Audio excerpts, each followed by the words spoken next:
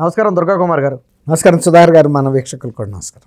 తాజాగా గతంలో TDP office మీద దాడి చేసిన వారిని ఇప్పుడు అరెస్టులు అయితే చేస్తున్నారు. అయితే ముందస్తు బెయిల్ కావాలని ఎవరైతే వైసీపీ నేతలు హైకోర్టుకి వెళ్ళారో వాళ్ళందరికీ కూడా కోర్టు ఏదో తలంటి పోసిందని చెప్పి ఒక వార్త వచ్చింది. ఏంటి అసలు కోర్టు ఏం వ్యాఖ్యలు చేసింది, వాళ్ళు దేనికోసం కోర్టుకి వెళ్ళారు? ఇది ఎట్లా ఉంటుందంటే సుధాకర్ గారు, ఈ కోర్టులు అనేవి మనం వెళ్ళి ఏదైనా అడగొచ్చు, కోర్టులు అనేవి ప్రశ్నించవు. వాళ్ళ నుంచి రిలీఫ్ పొందే హక్కు మనకు ఉందనుకుంటున్నారు. కానీ మనం కోర్టులకు వెళ్ళేటప్పుడు మనం క్లీన్ హ్యాండ్స్తో వెళ్ళాలండి. మనం హత్య చేసి రక్తపు చేతులతో వెళ్ళకూడదు. అది ఆ సూత్రం వాళ్ళు మర్చిపోయారు. కోర్టులు అడగవనుకున్నారు. ఫస్ట్ కోర్టులు చూసేది ఎవరైనా ఒక క్లయింట్ ఒక న్యాయం కోసం వచ్చినప్పుడు ఆయన ఎంత పరిశుద్ధతతో అక్కడికి వచ్చాడనేది చూస్తారండి. ఆయన చేతులు ఏమన్నా రక్త అంటుకున్నాయా అని.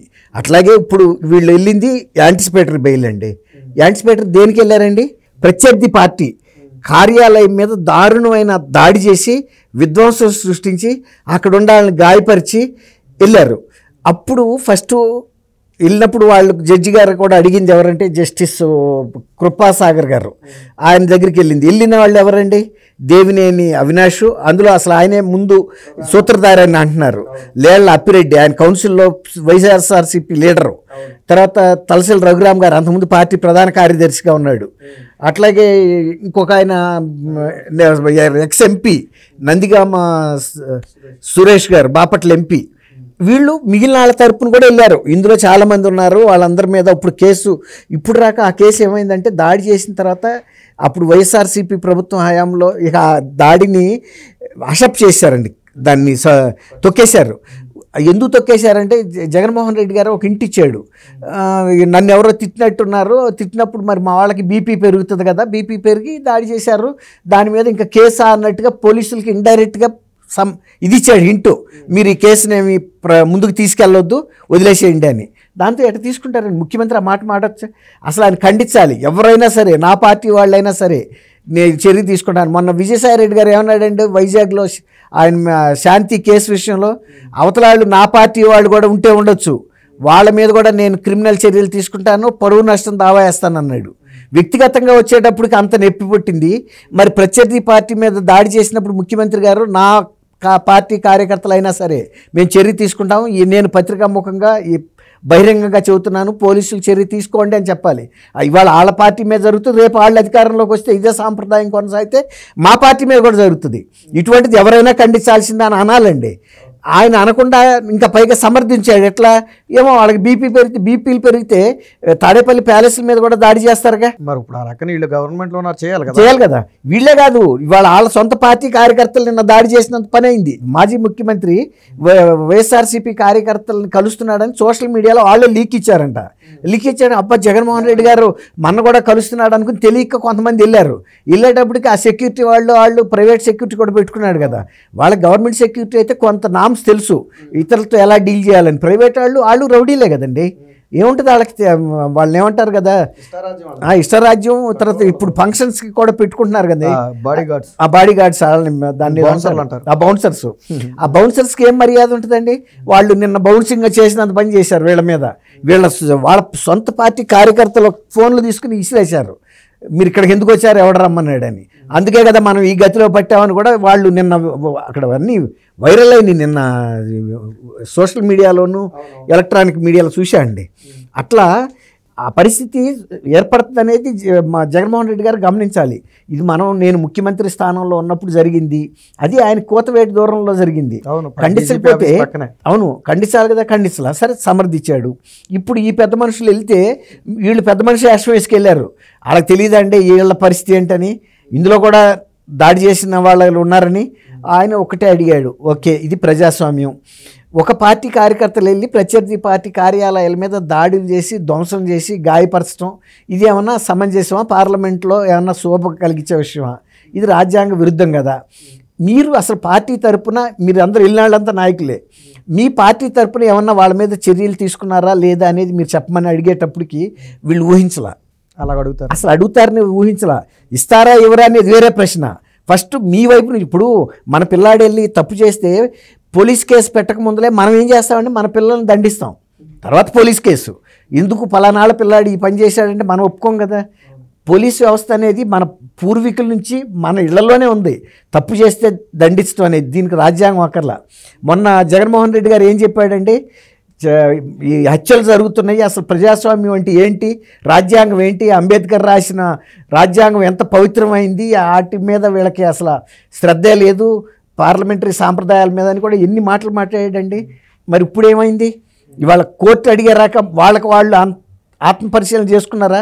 కోర్టులో ఒక జడ్జి గారు అడిగారాక ఇది ప్రజాస్వామ్యంలో విలువగల అంశమా, ఇలా చేయొచ్చా చేయకూడదా, ఆయన అడిగింది అదే. మీ పార్టీలో ఆత్మపరిశీలన చేసుకుని మీరేం చర్య తీసుకున్నారు అన్నప్పుడు ఏమీ చెప్పలేకపోతే, సరే వాళ్ళ చెప్పలేకపోయారు, ఇంకో 2 రోజులకి వాయిదా వేస్తున్నాను, బహుశా సోమవారానికి వాయిదా వేశారండి. సోమవారం రోజుకి మీరు ఏం చర్య తీసుకున్నారో చెప్పమన్నాడు వాళ్ళ లాయర్ని. లాయర్ ఏం చెప్పగలుగుతాడు? ఇప్పుడు నిజమే కదా, మరి చర్య తీసుకోలేదని చెప్తే తప్పు, చర్య తీసుకున్నామని అంటే కూడా ఏది ప్రూఫ్ చూపించమంటాడు కదా, కానీ లేదు. అట్లా ఎవరికాళ్ళు ఇప్పుడు మనం ఎంత పెద్ద విగ్రహాలు అంబేద్కర్ పెట్టామని కాదండి, ఇప్పుడు తెలంగాణ ప్రభుత్వం కూడా పెట్టింది, ఆంధ్రప్రదేశ్ ప్రభుత్వం కూడా పెట్టింది. 150-200 అడుగుల విగ్రహాలు పెట్టారు. ఆత్మలో లేనప్పుడు విగ్రహాలు పెడితే ఎవరు శోభిస్తారండి? ఇప్పుడు ఆ వర్గాలందరినీ ప్లీజ్ చేసి ఓట్లు వేయించుకోవచ్చు అనుకున్నారు. ఇప్పుడు ఇక్కడ తెలంగాణలో బిఆర్ అంబేద్కర్ సచివాలయం అని పెట్టారండి. పెట్టినా కూడా జనం వాళ్ళని చేయలే. అదే అంటున్నా, ఇప్పుడు మన ప్రవర్తనలో ఉండాలి. ముఖ్యమంత్రి గారి ప్రవర్తన అభ్యంతరకరంగా ఉంది, ఆయన ప్రజలకు అలవట్లేదు, దూరంగా ఉంటున్నాడు, ప్యాలెస్లో లేదా ఫామ్ హౌస్లో ఉంటున్నాడు అనేది. అక్కడ ఏం కంప్లైంట్ ఉందో ఇక్కడ అదే కంప్లైంట్. రెండూ కూడా చూడండి యాదృచ్ఛికంగా వీళ్ళిద్దరూ పెట్టిన విగ్రహాలు పోటాపోటీగా పెట్టారు. దేశంలో ఎక్కడ ఇంత పెద్ద విగ్రహాలు చేయించలా, ప్రజల సొమ్ము ఉంది పెట్టారు, మీరు తప్పులేదు, ఆచరణ ఉండాలిగా. అందులో జగన్ గారి నైజం చూడండి, మొన్న వాళ్ళ పార్టీ కార్యకర్తే చంపేస్తే ఢిల్లీలో ధర్నా చేశాడు, కానీ వాళ్ళ పార్టీ కార్యకర్తలు ఒక పార్టీ ఆఫీసును ధ్వంసం చేస్తే మాత్రం ప్రజాస్వామ్యాన్ని వదిలేశాడు. ప్రజాస్వామ్యం కాదు, ఇది సహజం. బీపీ పెరిగితే కొడతారు ఏంటి అన్నట్టుగా. బీపీలు ఒక్కళ్ళకే పెరుగుతాయండి, ఇతర వర్గాల వాళ్ళకి పెరగవా, ఇతర పార్టీల వాళ్ళకి పెరగవా? అది ఆయన గమనించలా. ఇవాళ వీళ్ళకి ఊహించిన షాక్ ఏంటంటే హైకోర్టులో ఇప్పుడు ఇట్లాంటి ప్రశ్న రాలా.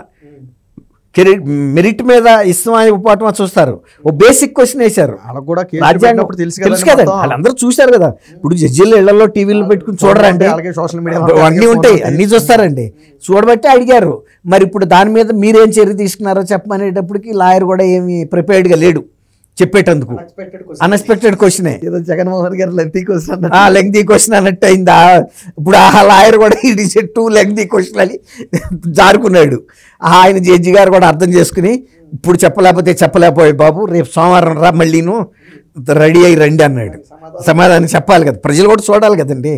మరి ఆ రోజున రేపు యువతల లాయర్ కూడా చూపిస్తాడుగా, అప్పుడు ముఖ్యమంత్రి ఇదిగో బీపీలు పెరిగినాయి అన్నాడు తప్ప మేము చర్య తీసుకోమని చెప్పలేదు పోలీసులు. చంద్రబాబు గారి మీద చెప్పులు దాడి చేస్తే కాన్వాయ్ మీద దాని భావప్రకటన స్వేచ్ఛ అన్నారు. అవును, కానీ ఇప్పుడు మాత్రం అన్ని విలువలు విశ్వసనీయతలు పోలీసుల మీద సింహాలు అన్ని రాజ్యాంగం. అవును, పోలీసు ఆయన 3 సింహాలు, శంకరయ్య టోపీ మీద 3 సింహాలు కనపడలేదు. పులివెందుల్లో వివేకానంద గారి మర్డర్ కేసు అప్పుడు కేసు పెట్టొద్దని బెదిరించారు. ఎన్ని ఆధారాలు చెరిపేశారు, ఆయన్ని నోరెత్తనివ్వలేదు, బయట వాళ్ళకి ఫోన్ చేయనివ్వలేదు.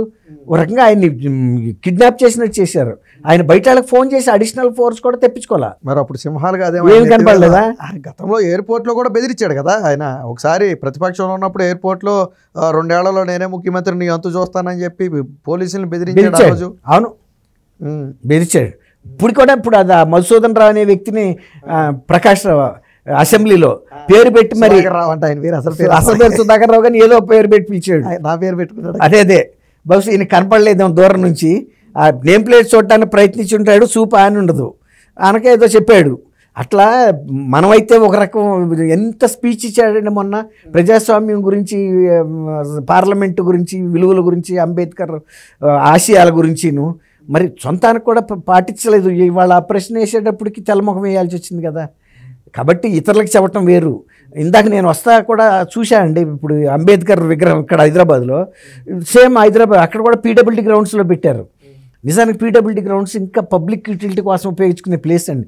అంబేద్కర్ గారు పెడితే అసలు నిజానికి అమరావతిలోనే పెట్టాల్సింది పెడితే ఆయన. మరి ఎందుకో అమరావతి రాజధాని కాదని ఆయన ప్రకటించాడు కాబట్టి పెట్టొద్దు అనుకున్నాడే, కానీ అమరావతి ఈజ్ బెటర్ ప్లేస్.